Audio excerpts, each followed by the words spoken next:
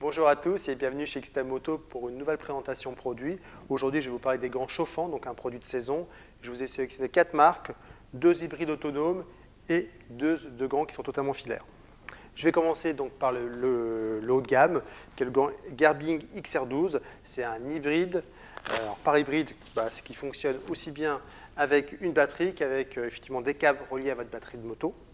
Alors, la batterie, pour qu'il soit hybride, se loge au-dessus. C'est une batterie 12 volts avec directement un réglage à la température dessus. Évidemment, vous avez une partie filaire qui vous permet de brancher la batterie sur votre moto. Ça vient livré avec le nécessaire. Donc là, c'est le câble qui va sur la batterie.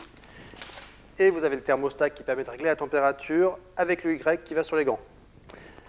Alors, c'est un vrai gant moto parce qu'effectivement, on retrouve des protections dessus. Protection au niveau du dessus de la main, protection au niveau des phalanges, tout ça c'est bien rigide. Une protection aussi sur le pouce. La paume est tout cuir avec une protection sur le côté, justement sur le point en fait, de choc. Un bon double serrage avec un serrage au niveau du poignet et un serrage au niveau des manches, de la manche. Et sur la manchette, vous avez une nouvelle protection. Tout est bien renforcé. On a un gant vraiment protecteur et vraiment typé moto. Évidemment, d'origine, il a déjà une doublure qui est anti-insulate, donc il est chaud. Et en plus, il est étanche et respirant. Donc ça, c'était le gant Gerbing XR12, qui fonctionne en 12 volts. Maintenant, je vais vous parler du gant V4 Milano Squadra 2. C'est un gant qui a été conçu pour la moto, donc pas de surprise, protection sur le dessus des mains, des petites flexions au niveau des phalanges, un slider sur le côté en cas de chute pour glisser, protection en gel au niveau de la paume, toute la paume est en cuir, un double serrage, poignet et un serrage au niveau de la phalange avec un élastique, ce qui permet de bien régler la phalange, n'importe quoi. La manchette au-dessus du blouson. Donc voilà, au niveau de la chauffe, vous avez une poche à l'intérieur qui vous permet de glisser une batterie, qui cette fois-ci est une batterie 7 volts comparée au Gerbing qui est une batterie 12 volts et qui va vous offrir une autonomie à peu près de 3 heures. Je dirais qu'au niveau du voltage, ce qui change, c'est que normalement, sur les 7 volts, on a un peu moins de puissance, donc ça sera un petit peu moins chaud. Maintenant, on va passer sur les gants totalement filaires, avec une marque que vous connaissez tous, Alpinstar, qui a développé cette année des gants chauffants. Alors, au niveau de protection, donc pas de surprise, c'est du Alpinstar.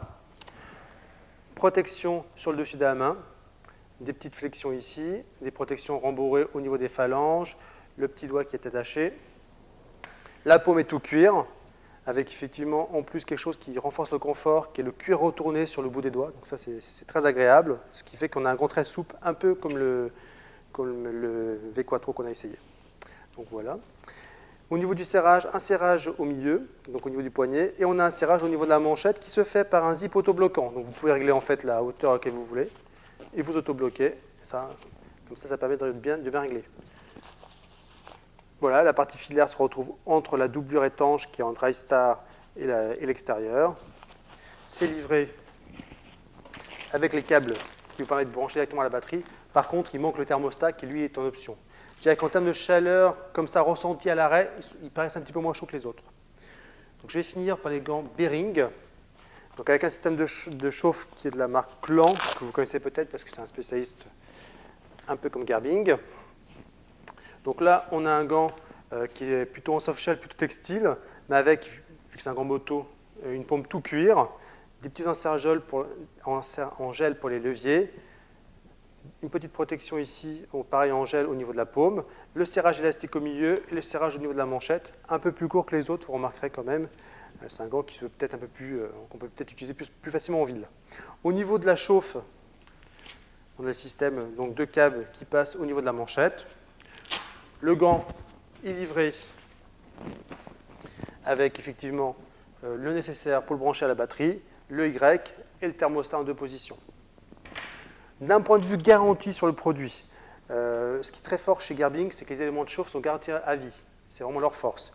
Sur V4, on est sur des éléments de chauffe garantis à 1 an classique. Sur Alpinstar, ils ont fait un petit effort, les éléments de chauffe sont garantis 2 ans. Et sur Bering, on est sur du classique, c'est garanti à 1 an. Le petit plus des bearings, c'est que ce sont les seuls aujourd'hui qui ont passé l'homologation CE, donc on sait qu'ils respectent la norme. Voilà. Sinon, on a affaire à des gants d'hiver qui sont vraiment chauds, performants, et qui peuvent effectivement suppléer de manière intéressante des poignées chauffantes et des manchons, qui finalement, en termes de budget, ne sont pas si intéressants que ça, parce que globalement, entre le plus cher, on doit être à peu près chez Gerbing à 280 €, avec beaucoup de fonctionnalités, et le moins cher chez Bearing à 150 €, on arrive effectivement globalement très vite au prix des poignées, plus des manchons, plus des gants. Voilà. Écoutez, j'espère que cette présentation vous aura éclairé sur les produits chauffants. Je vous remercie et à très bientôt pour une nouvelle présentation de produits.